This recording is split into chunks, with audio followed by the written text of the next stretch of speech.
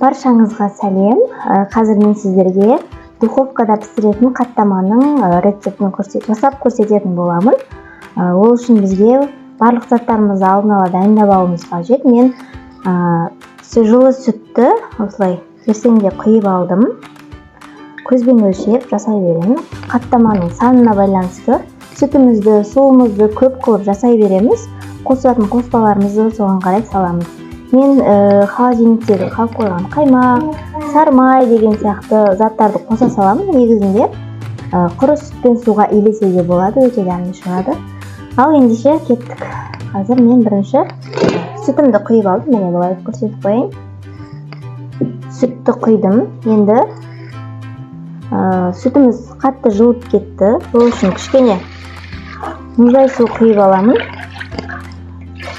Маған шамамен 12 қаттамадай шығу қажет. Сол үшін ашытып жасайтын болғандықтан біз қамырымызды көп қылып илеуіміз қажет.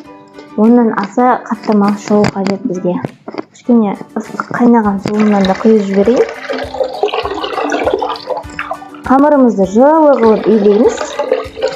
Тезірек ашу үшін.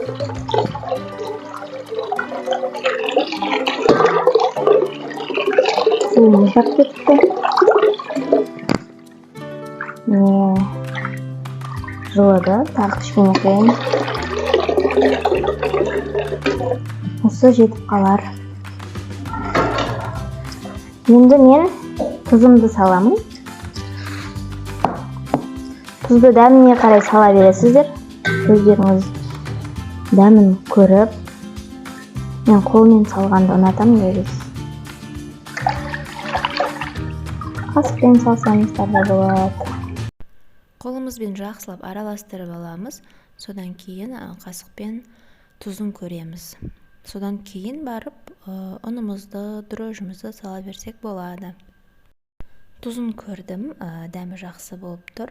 Ал енді мен холодильникте қалып қойған май және қаймақ сияқты қалып қойған заттарымды қосып жіберемін. Аз-аздан болса да қосып жіберемін. Жұмсақ әдемі болып шықсын десеңіз, сізде солай жасасаңыз болады. Және де майонез қоссаңыздар да болады. Мен қазір қалып қойған қаймақты саламын.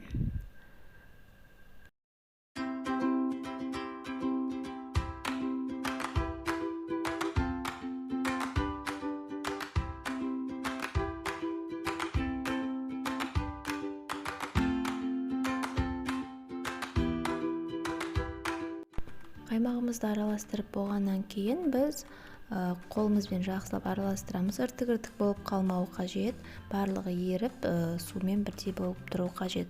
Содан кейін біз сұйық майымызды құямыз. Мен кішкене тамаққа қосатын сұйық майды қосамын.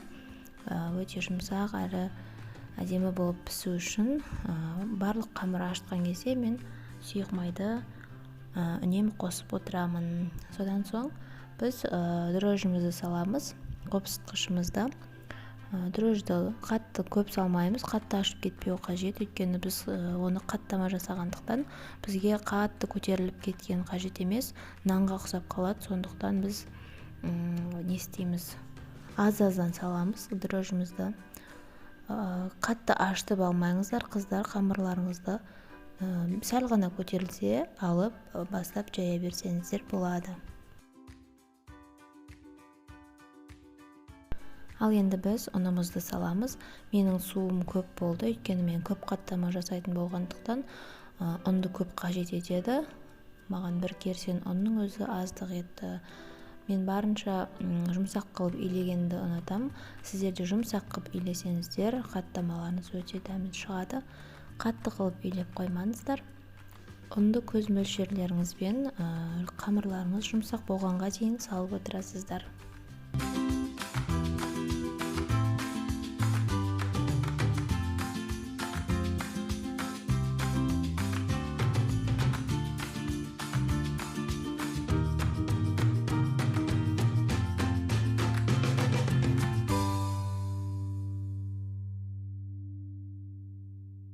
Ұнымызды әр салған сайын бір қолымызбен араластырып тұруымыз қажет.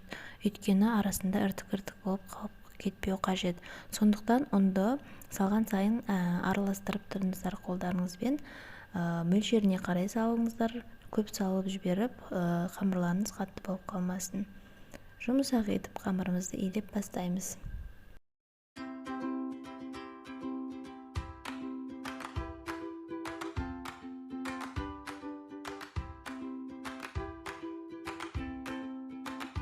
Міне біздің қамырымыз дайын болып қалды. Енді біз оны осылай одеялға орап, жылы жерге қойып қоясыздар. 1-1,5 сағатта дайын болады. Міне біздің қамырымыз дайын болып қалды. Ашып, мен бірден суалап алдым. 11 қаттама шықты жаңағы қамырымнан. Енді жайып бастаймын. Қамырды жайған кезде жыртып алмаңыздар, өйткені біз ортасына май жағатын болғандықтан қамырды абайлап жыртып алмай жайыңыздар. Қамыр барынша жұқа жайылса жақсы, майымыз жақсы сіңетін болады. Мен майдан осындай щедрое лето майын ерітіп қосамын. 1 кило щедрое летоны осылай ерітіп қоссаңыздар жетеді, осы барлық қаттамаға жетеді. Осылай бірден жағып шығасыздар, бір жері қалмау қажет. Барлық жеріне тигізіп жағып болғаннан кейін қамырларыңызды осылай самсаны орайсыздар ғой, сол секілді қаттаманы дәл осылай қамырын орап шығасыздар.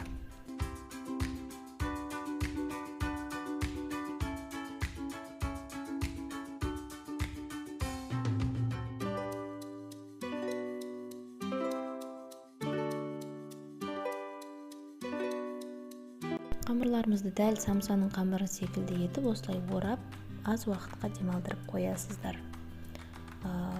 Бетін жауып, жылы жерде дәл осылай демалып тұрса, кішкене көтеріліп, қамырымызды бірден пісіруге салып жібермейміз, осылай бір кішкене демалдырып аламыз. Содан кейін және бетін жайып, оны духовкамызға салатын боламыз. Осылай тапаның бетіне де салып, демалдырып қоя берсеңіздер болады. Демалған қамырымызды алып, осылай бірінші жасаған қамырымыз уже көтеріліп дайын болды. Енді оқтаумен осылай бетін жайып жібересіздер де, тапаларыңызға салып, бірден қызып тұрған пештеріңізге салып пісіріп ала бересіздер. Жұқа болып қалды, көтерілмей қалды демеңіздер, ол қазір өзі көтеріліп, беті қытырлақ болып әдемі болып шығады. Бетіне жұмыртқаны жағып, және күнжіт немесе мак сепсеңіздер де болады. Өздеріңіздің фантазияларыңызға қарай әр нәрсе сеуе берсеңіздер болады. Мен күнжітті де, макты да екеуін де сеуіп шықтым. Әрқайсысын әртүрлі қылып. Енді мен духовкаға салатын боламын.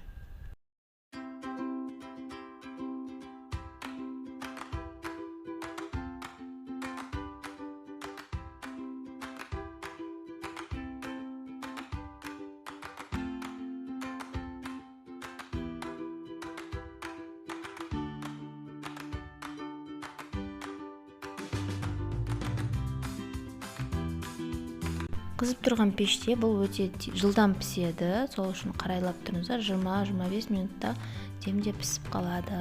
Міне осылай әдемі қаттамаларыңыз шығады. Біздің отбасымыз өте сүйіп жейтін қаттама, күнде жасап берші деп сұрайды. Үйде отырып осылай қаттама пісіріп, мен секілді осылай заказ алып отырсаңыздар да болады. Барлығы, мысалы көбінесе маған құдай тамақтарда осылай пісіруін сұрайды. Мен ол кезде 10, 12, 15 қаттамадан пісіріп беріп тұрамын. Егер де видеом ұнаса, каналға тіркеліп, лайк басып, комментарий қалдырып кетіңіздер.